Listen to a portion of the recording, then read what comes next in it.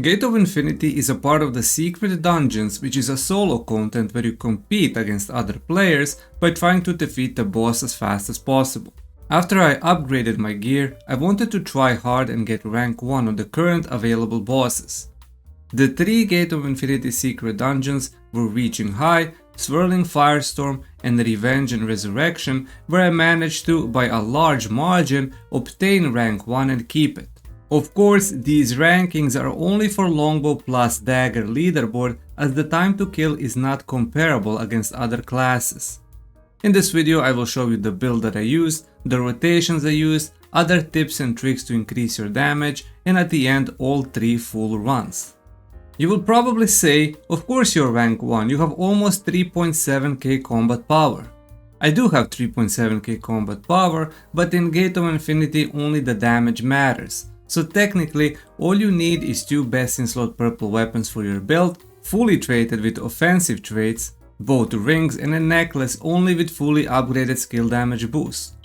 The rest of your gear should be purple plus 9, where traits do not matter as they only give you defensive stats which won't increase your damage. I am even running 2 black bow and outranking Karnix bow players, which by a lot of bow players' logic should deal more damage, right? Well, wrong. Karnix only does more damage on paper, but in reality in these prolonged solo fights, 2 black outclasses Karnix. The next important thing is your stats. Since this is a solo PvE content, if you are running Karnix bow, your priority should be getting 50 strength and rest of the points into dexterity. If you are running 2 black bow, you will want to go 60 dexterity and rest into 30 strength and 30 perception. This will give you the highest crit chance possible, and with Karnix also unlock additional heavy attack chance. The build that you want to use will be focused on poison and keeping the poison stacks active throughout the whole fight. On the longbow sides, the usual nodes into strafing, zephyr, decisive sniping, and we are also taking flash wave mostly for healing with nature's blessing, as these fights take some time and the boss mechanics actually deal significant damage, which you will want to heal. On the dagger side, grabbing 3 nodes in inject venom for mana cost reduction, cooldown and duration, while using poison increased nodes on brutal incision and cleaving moonlight, with the standard fatal stigma and frenzied sword dance nodes, while ranged on shadow strike is very useful for dodging mechanics.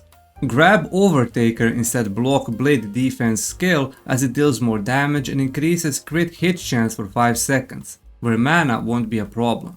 Passive skills are also very important, where you want to add murderous energy for extra poison duration and damage, instead of rapid fire stance, as you will want to move around a lot.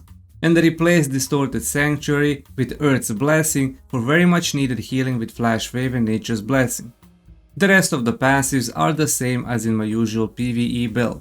There are also a few important things here that can significantly increase your damage output. First, make sure you are using green 15% damage increase stellarites on both of your weapons. If there are 2 E icons on your stellarites in inventory, that means it's applied to both weapons. Next thing will be food. We are of course using the food that either increases boss damage or increases your skill damage boost. You can also add utility food with the attack food, where you want to use the food that gives attack speed or mana regen if you struggle with mana. And third thing, also make sure you always use your mana potion, as all 3 of these items can be stacked and they don't overlap. Next you will need is attack remedies that you can craft at the cooking oven. Green remedies are good enough, but blue remedies have longer duration, so you will want to pop them at the start of the fight and do your first initial burst. The rotation is basically very similar to the usual PvE rotation. Always start with ensnaring arrow into decisive sniping while popping attack remedy mid-cast. After that, activate poison and then the usual strafing plus zephyr into melee rotation of dashing onto the target and dropping everything on it. After that, forget about the optimal rotation. You will want to use whatever comes off the cooldown, but try to sync a few skills together. Always use ensnaring arrow plus decisive sniping and strafing plus poison to keep the stacks going. Flash wave plus nature's blessing is only used when you need to heal after a boss mechanic or if you are taking a lot of damage. Before going for the best time, first go in and try to do the boss fight a few times to familiarize yourself with his attack patterns and mechanics. It is important to do a perfect block on every single Fury attack, as Overtaker will allow you to reflect the damage back, which makes a huge difference. Once you are familiar with the boss, activate all the food buffs, stellarites and remedies and go nuts. On the screen you can see my times for all 3 bosses, so go ahead and try to see if you can get a better time, but only with the Longbow Dagger. I gave you everything I used in this video, feel free to copy all of this and let me know in the comments if you managed to get a better time. And now, as promised, here are all 3 full runs without any commentary.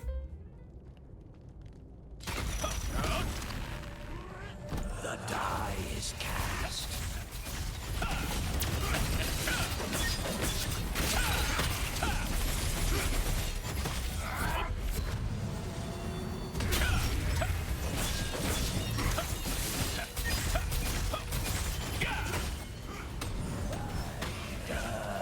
Die already.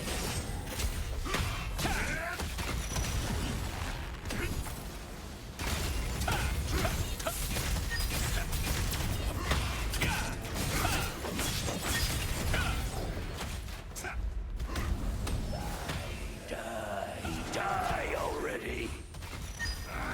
Just try to run. Take this. This ends now.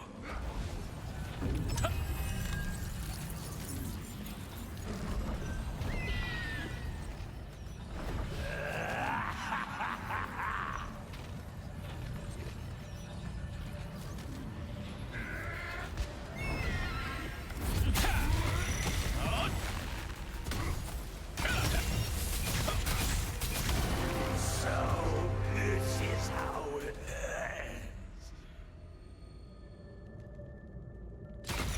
This is no place for you!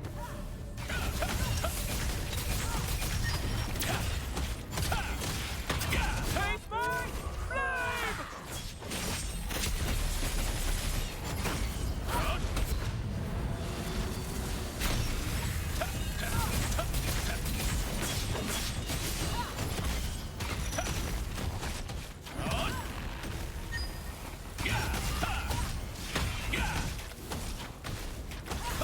Hotter!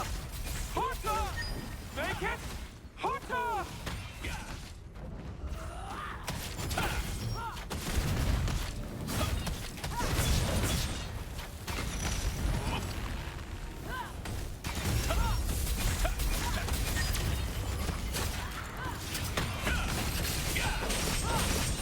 Hotter! Hotter!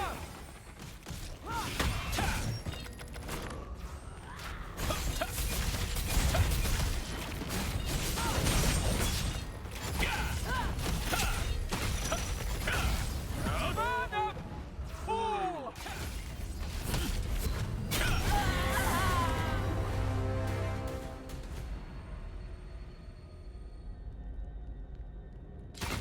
I've been waiting for the day we meet again.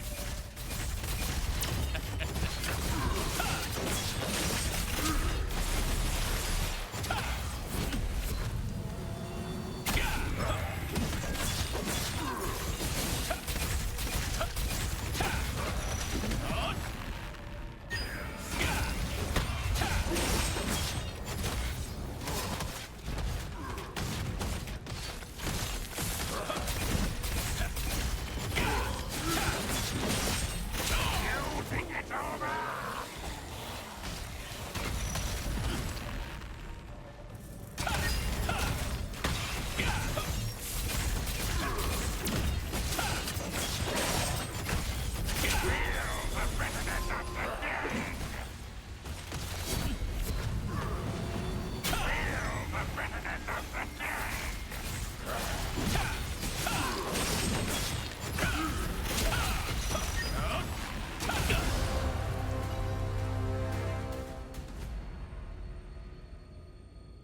Hopefully you enjoyed this and you learned something new. If you have any questions, let me know in the comments. I have also made this build on my quest log page, so feel free to check it out there, and if you are curious about my gear and all the traits, you can find everything there as well.